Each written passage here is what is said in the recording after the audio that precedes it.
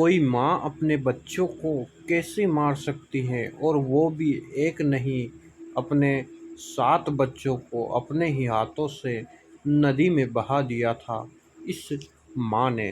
तो आइए मित्रों, आज महाभारत काल की एक ऐसी माँ के बारे में मैं आज आपको बताऊंगा जिसने अपने एक नहीं 7 बच्चों को एक के बाद एक जल में बहा दिया था। आखिर यह कोई श्राप था या विधि का विधान था? आइए इस कहानी के माध्यम से जान लेते हैं। जब राजा शांतनु ने माता गंगा से विवाह किया और उनकी प्रथम संतान उत्पन्न हुई, तो माता गंगा ने उन्हें जल में बहा दिया। इसके बाद एक उन्होंने कुल 7 संतान को नदी में प्रवाहित कर दिया। तब राजा शांतनु अत्यधिक दुखी हो गए, और जब उनके घर 8वीं संतान उत्पन्न हुई, तो माता गंगा उसे भी लेकर नदी के किनारे जाने लगी। तभी राजा ने उन्हें रोक लिया कि हे देवी, ऐसा ना करो।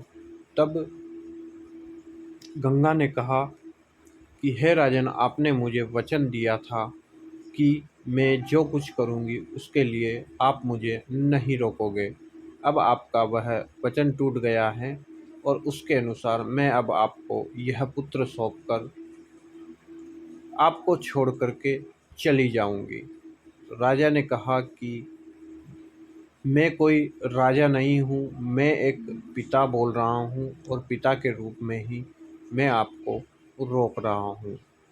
तब राजा ने पूछा कि तुमने आखिर क्यों अपने 7 पुत्रों को नदी में प्रवाहित कर दिया है? तब माता गंगा ने कहा कि मैंने इन्हें प्रवाहित नहीं किया है, बल्कि इनके पूर्व जन्म में इन 8 भाइयों को महर्षि वशिष्ठ के द्वारा दिए गए श्राप से मैंने इन्हें मुक्त किया है।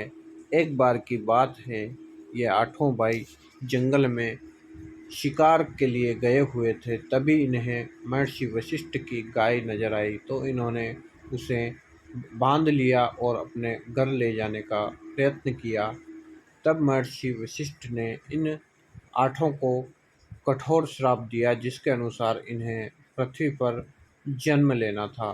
तब मैंने ही इन्हें कहा था कि मैं अपनी कोख से तुम्हें जन्म दूंगी, और तुम्हें इस श्राप से जल्द ही मुक्त कर दूंगी।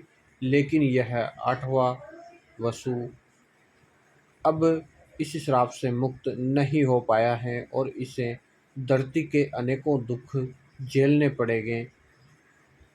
यह 8वां वसु कोई और नहीं था, जिसने उस गाय को पकड़कर बांधा था। वही 8वां वसु गंगा और शांतनु का 8वीं संतान के रूप में जिंदा बचा था, जिन्हें शांतनु ने जल में प्रवाहित करने से माता गंगा को रोक लिया था।